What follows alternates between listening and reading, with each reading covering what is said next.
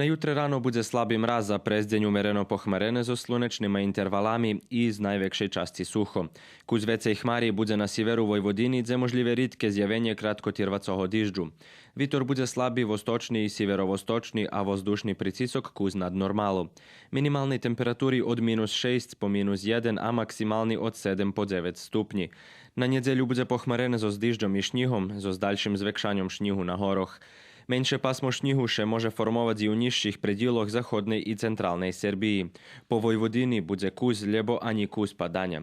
Po štredok idúceho týždňa budeme pod vplyvom živného vzduchu zo severu Európy s temperatúrami značno pod prosekom za druhú polovku marca. Na počiatku idúceho týždňa bude živno, pochmarené s dižďom, vlažným šnihom i šnihom. Na vo vtorok padania prestanú na severu, ale še zatrmajú na juhu Serbii i na stredu.